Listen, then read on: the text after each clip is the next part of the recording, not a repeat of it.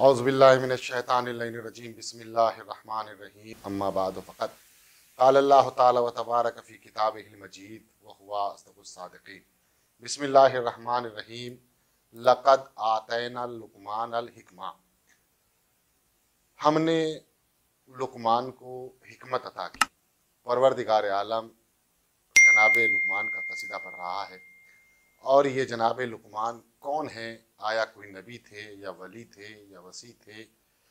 तो उलमा ने जो जनाब लुक़मान के बारे में बयान फरमाया वो ये है कि जनाब लुक़मान कोई नबी नहीं थे, बल्कि ये अल्लाह के एक मुखलिस बंदे थे और अल्लाह ने इन्हें हिकमत अता की थी।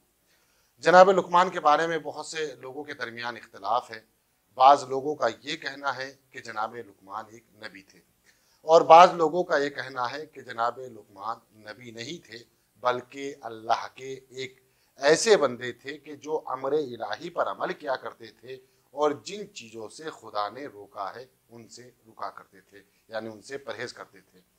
और जनाब लुक़मान ने ना नबी होकर, ना वली होकर, ना वसी होकर इतना बड़ा ओहदा इख्तियार किया कि अल्लाह ने खुद ऐलान किया कि हमने लुक़मान को हिकमत अता की। तो आप इससे अंदाज़ा लगाइए कि लुक़मान की क्या मंजिलत है, क्या लुक़मान का मकाम है और क्या उनकी इज्जत है कि जिससे अल्लाह मुखातब हो रहा है और अल्लाह ने अपने फरिश्तों को भेजा वही की कि लुक़मान से जाकर कहो कि हमने तुम्हें हिकमत अता की है। और जहाँ तक जनाब लुक़मान के नसब का ताल्लुक है तो इनके नसब में भी काफ़ी इख्तलाफ पाया जाता है।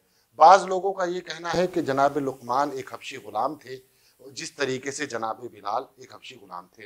लेकिन बाज़ उलमा का कहना यह है कि नहीं, कोई हबशी ग़ुलाम नहीं बल्कि जनाब इब्राहीम की नस्ल से थे। और जनाब लुक़मान जब तक के जनाब दाऊद की नबुवत का ऐलान न हुआ तब तक अपनी कौम में फतवा दिया करते थे।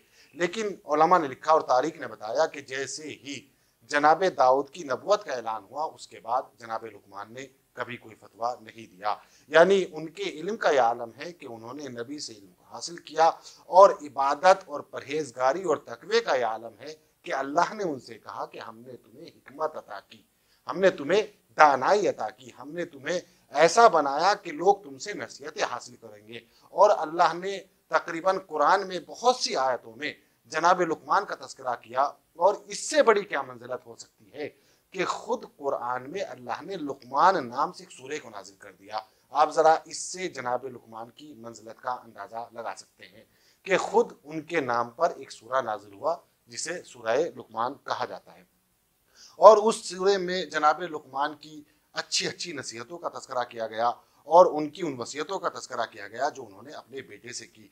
और जहाँ तक उनके वाक़यात का ताल्लुक है तो तारीख़ में मिलता है कि उनका कोई भी वाक़या किसी मसलहत से खाली नहीं था। मसलन जैसे कि उनका एक दोस्त था और वो दोस्त इतना करीबी था, वो ये चाहता था कि जब भी जनाब लुक़मान से मुलाकात हो तो मैं उनकी खिदमत में कोई ना कोई अच्छी चीज़ पेश करूँ। एक मरतबा जनाब लुक़मान उनके घर तशरीफ़ लाए। उसने जैसे जनाब लुक़मान को देखा, देखने के बाद फ़ौरन तरबूज लेकर आया और लेने के बाद उसको काटा और काटने के बाद जनाब लुक़मान की खिदमत में पेश किया। और इसलिए पेश किया क्योंकि वो जनाब लुक़मान का दोस्त था, जानता था कि जनाब लुक़मान को तरबूज पसंद है।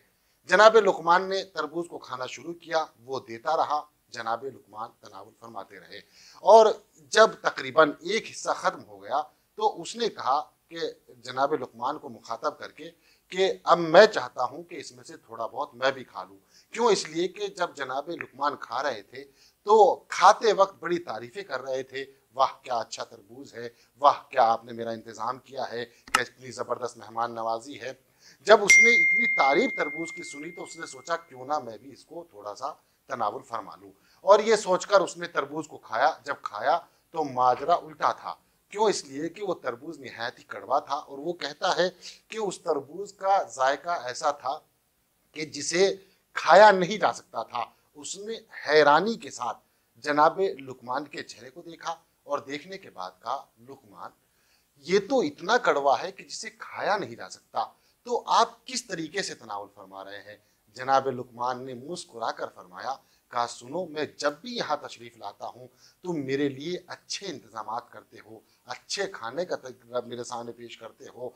तो अगर आज मेरे आपके हाथ से कोई मुझे ऐसी चीज मिल गई कि जो बेहतर नहीं है, तो मुझे उसकी नाशुक्री नहीं करना चाहिए। क्यों? इसलिए कि तुम हमेशा मुझे देते हो, अगर आज नहीं दिया तो क्या हुआ। तो जनाब लुकमान के इस वाक़े से पता चलता है कि वो खुदा जो हमें हर वक्त, हर गाम और हर कदम पर संभालता है, हर वक्त हमारी फिक्र में रहता है और ये ऐलान करता है कि नहनु अक़रबु मिन हब्लिल वरीद, हम तुम्हारी शहरगे हयात से भी ज्यादा करीब है, और हर लम्हा हमारी फिक्र में रहता है, हमसे मोहब्बत करता है, हमारे रिज़्क़ का इंतजाम करता है। अगर कभी कोई ऐसा वाक़या पेश आ जाए कि जो हमारी फितरत के खिलाफ हो, तो हमें ये नहीं कहना चाहिए कि अल्लाह ने हमारे साथ ये क्या कर दिया। क्यों? इसलिए कि जो हमेशा तुम्हारे लिए अच्छा करता हो, तो तुम उसके बारे में कभी बुरा ख्याल ना करना।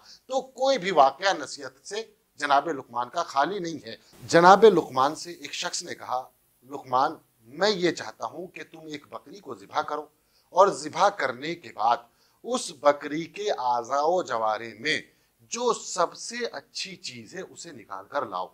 जनाब लुकमान गए, बकरी को ज़िबा किया और ज़िबा करने के बाद उसकी जबान और दिल को लेकर आ गए।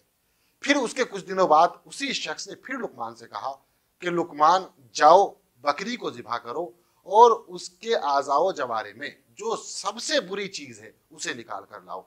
जनाब लुकमान ने बकरी को ज़िबा किया और ज़िबा करने के बाद फिर जबान और दिल निकाल कर लाए और उसके सामने पेश किया।